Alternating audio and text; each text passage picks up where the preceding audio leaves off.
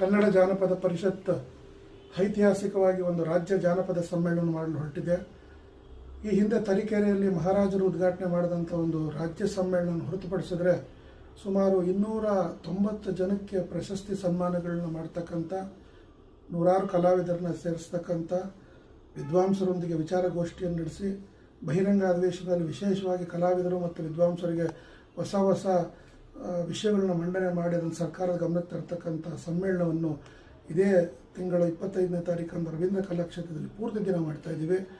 ಗೋವಿಂದರಾಜನಗರ ವಿಧಾನಸಭಾ ಕ್ಷೇತ್ರದ ಘಟಕದ ವತಿಯಿಂದ ನಮ್ಮ ನರಸಿಂಹಮೂರ್ತಿ ಅವರು, ನಮ್ಮ ಕೇಂದ್ರ ಜಿಲ್ಲಾಧ್ಯಕ್ಷರಾದಂಥ ರಿಯಾಜ್ ಪಾಷಾ ಅವರು, ನಾವು ಎಲ್ಲ ಸೇರಿ ರಾಜ್ಯ ಕಾರ್ಯದರ್ಶಿಗಳು ಕೌಜಲಿಗರು ಸೇರಿ ಮಾಡ್ತಾ ಇದ್ದೀವಿ.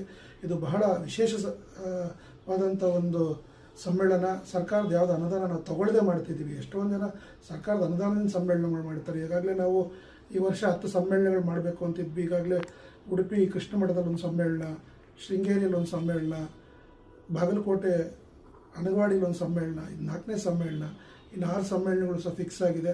ಎಲ್ಲ ಸಮ್ಮೇಳನಗಳು ಮಾಡಿ ಜಾನಪದದ ಒಂದು ಹೊಸ ಆಯಾಮವನ್ನು ಈ ರಾಜ್ಯದಲ್ಲಿ ಬರೀತಾ ಇದ್ದೀವಿ. ಜೈ ಜಾನಪದ. ಎಲ್ಲರಿಗೂ ನಮಸ್ಕಾರ. ನಾನು ಹರ್ಷಲ್ ಕೆ ಗೌಳೂರ್ ಅಂತ, ನಾನು STM ಕಾಲೇಜಿನ ಸಂಚಾಲಕ. ಇದೇ ತಿಂಗಳು 25ನೇ ತಾರೀಕು ನಾವು ಜನಪದ ಸಮ್ಮೇಳನ ಮಾಡ್ತಿದ್ದೀವಿ ರವೀಂದ್ರ ಕಲಾಕ್ಷೇತ್ರದಲ್ಲಿ. ಸೊ ನಾವು ಬರ್ತಾ ಇದ್ದೀವಿ, ನೀವು ಬನ್ನಿ, ಜನಪದ ಉಳಿಸೋಣ, ಬೆಳೆಸೋಣ. ಕೋಲನ್ನ ಕೋಲನ್ನ ಸಿರಿಗಂಧದ ಕೋಲನ್ನ, ಏಳು ಮಲೆ ಮಾದೇವರ ಪಾದಕ್ಕೆ ರನ್ನಾದ ಕೋಲನ್ನ. ಎಲ್ರಿಗೂ ನಮಸ್ಕಾರ. ನಾನು ನಿಮ್ಮ ಪ್ರೀತಿಯ ಜನಪದ ಗಂಗಣ್ಣ BC.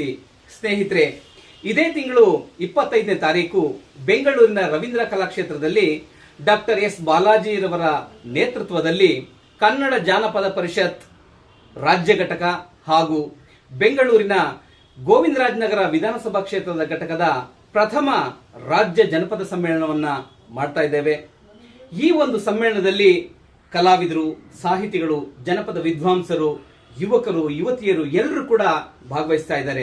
ಈ ಒಂದು ಸಮ್ಮೇಳನದಲ್ಲಿ ಕಲಾ ಪ್ರದರ್ಶನ, ಜನಪದಕ್ಕೆ ಸಂಬಂಧಪಟ್ಟಂತೆ ವಿಚಾರ ಸಂಕಿರಣಗಳು, ಚರ್ಚೆ, ಮಾತುಕತೆ ಇವೆಲ್ಲವೂ ಕೂಡ ಇರುತ್ತೆ.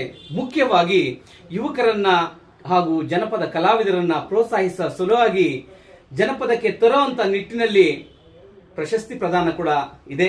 ಈ ಕಾರ್ಯಕ್ರಮದಲ್ಲಿ ದಿನವಿಡೀ ನಾನಿರ್ತೇನೆ.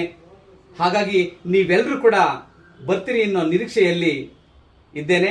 ನಮಸ್ಕಾರ.